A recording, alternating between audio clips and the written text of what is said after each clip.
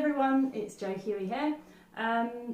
Today I am going to be speaking to you about, I'm going to start doing some videos around the A to Z of alcoholism, alcohol misuse, how it impacts the families, how it impacts the drinker, and everything to do with alcohol misuse. So I'm going to start from A and then obviously make my way up to Z, which might be a bit tricky, but I'm sure I can do it. And then I'll probably just, carry it on if it's working well. So today is A, and A stands for abandonment. And there was many A's I could choose, but I thought that abandonment was a good one. I know to a point I can definitely relate to this, and other family members in my family can definitely relate to this. So I thought I'd start off by defining what abandonment is according to the dictionary. And it says it's the act of leaving someone or something, or ending or stopping something, and that usually happens forever. So abandonment can happen lots of ways, and that can be, we can feel abandonment emotionally, and we can feel it physically, as in someone physically leaving us. So whether that is, we could be the ones doing the abandoning, for example, whether it's a partner, if you've had and live with a drinker and you in yourself feel like you are abandoning the drinker, or whether you have been the child of an alcoholic and you feel you've been abandoned by your parents. Maybe they haven't been emotionally present or physically present, and so you feel like you've been abandoned. So there's lots of different ways it can manifest. So how can this affect us if we have been abandoned? What does that look like? So I guess low self-esteem is something that it comes hand in hand with feeling abandoned. You don't feel good enough, worthy, valued. What have I done wrong? What's the matter with me?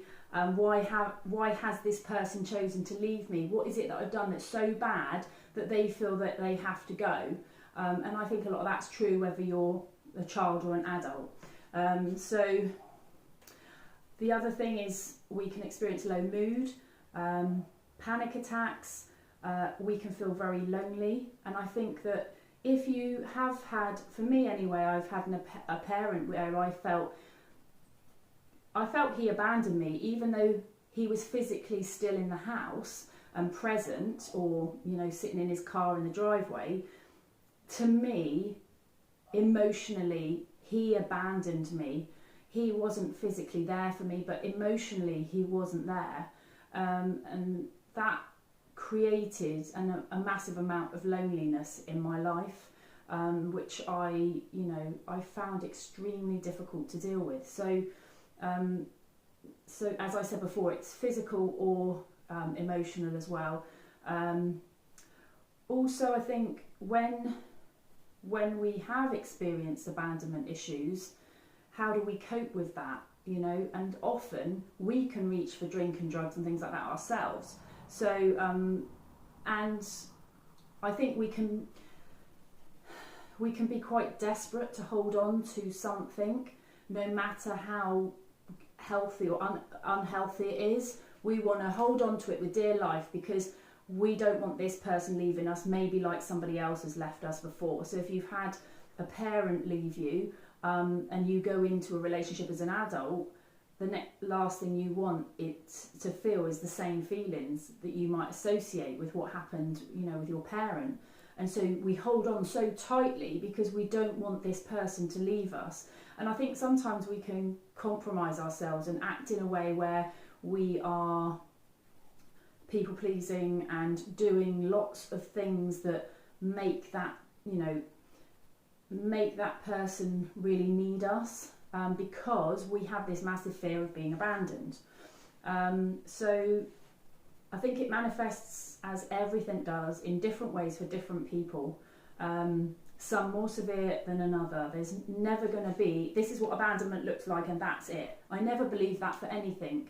I think that if you experience something, that's your experience, and it doesn't really matter whether someone's had very similar situations. Their experience of it and how they feel in their bodies is going to be very different to how you feel, and neither's right or wrong. And that, honestly, that's true for everything, I believe. So just a few quick tips or things to think about and consider if you do have a fear of abandonment, and maybe you don't even know if you do, one of the things that you might want to look at is what the fear is for you specifically. What comes up? What do you feel physically in your body? I know a lot of families of alcoholics are thinkers, and we tend to spend most of our time in this part of our body, in our heads, but we do actually have a body from the neck down. So where are you feeling the sensations, if you were to think about that? Also, when you think about the fear, kind of take it another step and think, well, what then? So if it's, I'm really scared that this person's going to leave me if I don't give them everything they want or do what they want or whatever, then what? What does that mean? That means I'll be on my own. And what does that mean? And why is that bothering you? Or, you know, is it because you'll feel loneliness even more? Or is it because you feel you won't cope? What is it for you? So take some time to have a look at that. The next thing is acceptance. One of the biggest lessons I learned is life is not fair, and it's something I talk about to my group that I do every week at Action, and because the drinkers feel very similar ways to families, and you know this feeling of, well, it shouldn't be that way, and you know, why did that person leave me, or why did this happen?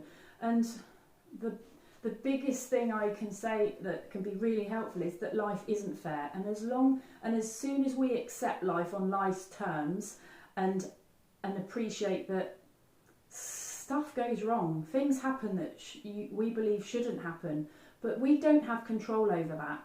And what happened to me is I was just stuck in this place, and I was like, yeah, but it's not fair, and it's not fair, and I wanted to take my anger out on everybody else and be like, well, this situation shouldn't be happening to me. Why did my father or mother or partner abandon me? You know, I didn't do anything wrong. And the answer to that is maybe you didn't. But we have to accept life on life's terms, and you aren't that other person. You don't know what was going on for them or why they did or said what they did. So we've got to start accepting life on life's terms and accepting how we feel about something. So you might feel, you know, this injustice, but accept that. You know, there's been injustice in your life, and what you've experienced wasn't right. Should have happened differently. The thing is, if we keep staying in this place where we feel like our life should be different or better, or why did this happen to us, we stay in a place of victim. And we can stay there, but it won't make us feel good. And so if we can try and do whatever we can to accept what's going on, we can help ourselves move forward. And then the next thing that I wanted to talk about is getting connected. Because if we fear abandonment and we've only got one person in our life, then yeah, that could be scary, because you'll feel like you are literally on your own and you haven't got anyone. So get connected. That is the biggest thing. And whether that's friends, family, whether that's volunteering, which I am a big advocate of, because it leads and can lead to so many good things. And that's not just potential employment, if that's what you were looking for, but it's friendships, it's self-esteem, it's confidence, it's just loads of stuff. And maybe you'll do it, if you did choose voluntary work, for example, to get connected with people. Maybe the first time you'll go and you feel uncomfortable or whatever, but I think with anything you do need to give it a good few goes. And also sometimes something might not really fit you, so then you need to find something else. But, you know, persevere with it. It's very easy to give up saying, oh, well, I tried and it didn't work. We need to be persistent, and that's one of the things that I think my friends and family will definitely say that I am, is persistent. Because if we give up, we'll never know whether, you know, we'll find the right thing. So hopefully you found that helpful. So think about your fear, what the fear of your abandonment is, where that comes from maybe, or at least what that looks like, and you know what the triggers are for you. What is it you're really scared of? And then look at the acceptance of that. Life isn't fair, and no, you know, maybe you shouldn't have been abandoned and that shouldn't have happened to you. But if we accept life on life's terms, then we'll start to feel better. And then start getting yourself connected with people, friends, colleagues at work. And it may take a little step out your comfort zone, but nothing is going to change if you don't change something. So, and it just can be such small steps. So I'd love to hear your feedback. I'd love to hear any comments, thoughts you've got about this. And I look forward to sharing with you the next letter B, which will be next week. Take care. Bye.